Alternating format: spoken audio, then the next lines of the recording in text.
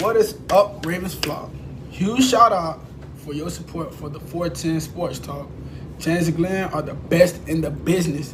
They're killing it right now. They love talking Raven talk. Make sure you go subscribe to their channel. Let's go Ravens. Big trust. Great day at one winning drive, but that's not the only good news that came out of Baltimore. So is there someone maybe joining the team? Yeah, look, DK, where's your meme, bro? I'm waiting for you to load it up, dude. I'll tell you what, we are excited. Well, I know I'm excited. Honestly, we have sometimes what we do before these shows, guys, is I'll call Glenn, and normally during the day we'll just like talk thoughts on the Ravens, whatever. But it's also fun not to before the show because this is live to get each other's live reactions. Mm-hmm. So I haven't talked to Glenn or DK about this move. Of course, you guys know that 3 letters JPP is now a Baltimore Raven. Jason Pierre-Paul. Shout out to the Ravens for getting that done. There it is. There it is. Loud and proud. Okay, come on. But I tell you what, I'm excited for this signing. I'm going to give this signing 10 fingers. Oh, my goodness. Guys, this is not the welcome party that I was expecting. I'm excited. I'm genuinely excited. Like, I can't wait to see him out there. He's 33 years old, signs a $5.5 million deal with the Ravens. I don't know the exact parameters of the deal yet. I don't know if you have those, how much is guaranteed, how much isn't. But I know you have some comments on that. But either way, the Ravens add to a thin outside linebacker room that was down to 2. Crazy. 2. So I'm excited about it. At the end of the day, we know this guy can get it done, and he's got it done in the bright lights. So what's your take? Yeah, so it ends up being a 1-year deal worth $5.5 million, and what's being described as a very rare non-minimum deal during the season. So typically when a veteran is signed during the season, he gets the vet minimum depending on his years tenured. But it looks like the Ravens had to fork up a little bit of extra dough, and that might have been the reason why he wasn't here a long time ago. And maybe that was kind of the stumbling block that made Jason Pierre-Paul not a Raven a month ago or whenever it was when he originally came in for his workout and some negotiations. So they obviously paid up. They were pretty desperate. I'm sure Pierre-Paul saw that and took advantage of it. But either way, yesterday's price is not today's price. That's right. And I'm excited he's here because, like you mentioned, the Ravens are absolutely desperate for edge help. And it's interesting. They got 3 guys currently on the roster that have 90-plus sacks in their career with Calais Campbell, Justin Houston, and now JPP coming in with 91 career sacks. They are also combined over 90 years old. Yeah. I mean, over 100 combined. Yeah, that's a good point. But you didn't have to bring that point up, Jimbo. That one you could have left to yourself. But last year definitely had because his first year in Tampa, he had 12.5 sacks in 2018. Balled out. Second year, 8.5. So still pretty good year, although he missed 6 games. So he did that in just 10 games. 2020, played in all 16, had 9.5 sacks. Yeah. So last year, only 12 games, 2.5 sacks. Apparently was battling an injury for the most part of the year.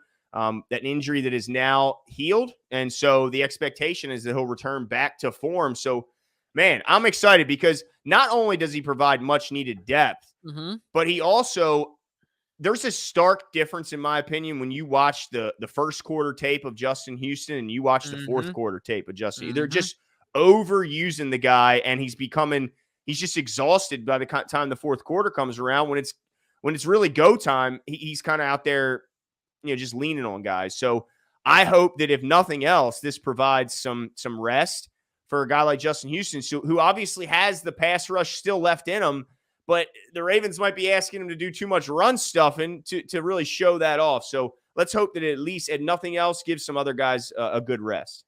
Yeah, 100%, because you're right. The fourth quarter is the most critical snaps of the game, and we want these guys as sharp as possible. But really, what I'm interested in is knowing this, Glenn. I want to get your take first, and I'll give you mine.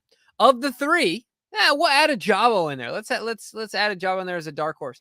Who leads the team in sacks of those? Or you can also pick other if you think it's going to be other. But I guess it could be Bowser, right? I'm gonna go with Justin Houston being the guy. Wow. And what's that number you think? I'm going to say he gets to 8. I don't think it's that great, but I think a lot of guys get close to 8. I think it's a pretty bunch group, but I don't see anyone getting to double digits now after the disappointing start to the season from Odafe Owe, and he was the guy that I really had penciled in as being the only double-digit guy on the team. Yeah. So now that it remains to be seen the impact Ajabo will have. Yeah, dude, what's up with you, bro? Hopping off the bandwagon so quick. Of Ajabo? No, Owe. Well, look, man, I'm disappointed in him, man. I know these people keep making excuses for him, but at the end of the day, you got to influence the passer if that's what you – I mean, that's why he was brought here, not to – to have a bunch of excuses made for him on Twitter about how much attention he's getting from the offense. I don't really care about that because the great ones deal with that attention and still perform. So he's got to step up. But let me tell you this, Glenn. Okay, what do you got? Odafe Owe is going to lead our team in sacks. Hey, I hope you're right. I'd love to be wrong. I have faith. I have faith in Odafe Owe, and I think that JPP comes in and takes a little pressure off, and allows for him to play a little more freely because they have to dedicate a little more attention to him. Not that they're not to Justin Houston. Well, they haven't been, honestly. He was running free in the last game, if we're being honest. But I think what the heck? Odafe Owe. I just combined their first name and last name. What the heck?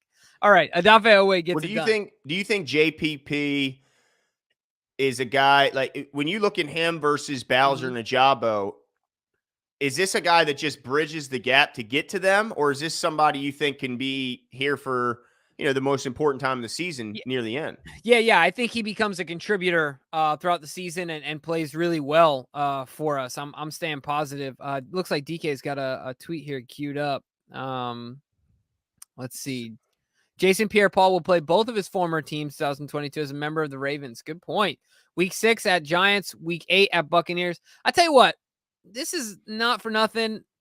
I think we really like Kevin Oestreicher. He's a good follow on Twitter. Mm-hmm. He's got some good stuff, so go check him out. I mean, you can follow us too. We don't mind, but he's a good follow.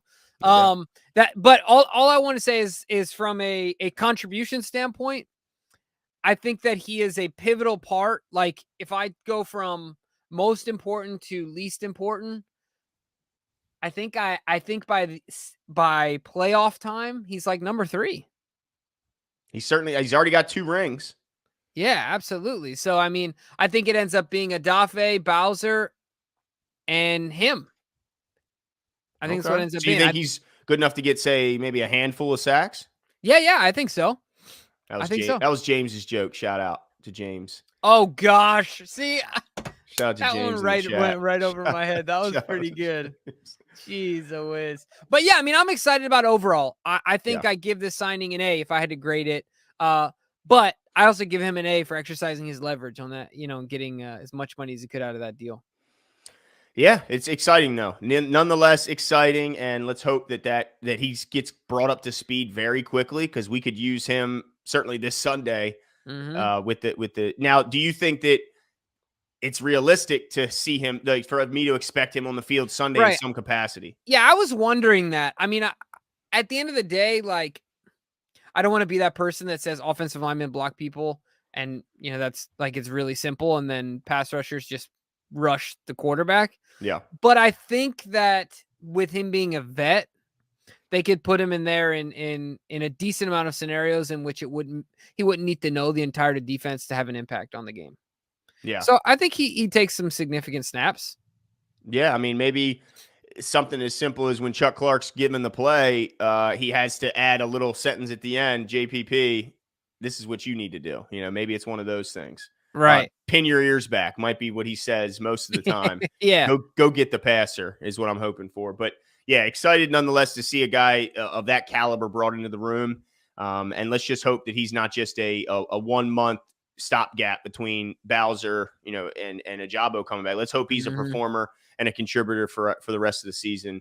No doubt. Tariq says JPP equals leadership. No doubt about it. I mean, you're adding another veteran in the room, another 30-plus guy to the room with a bunch of studs in that room with him, both young and old. So, yeah, excited to get him in there. And I certainly can – I bet he'll at least relay the importance of firework safety to the younger guys. No, I'm just saying you got to be careful. That was the worst one of all. I'm just saying, at the very least, he can bestow that information on the young guys. You're terrible. Yesterday does not matter. You're looking forward to today. I'm looking forward to being a Raven. What are they getting? Everything out of me. They're going to get a Super Bowl out of me. Believe that.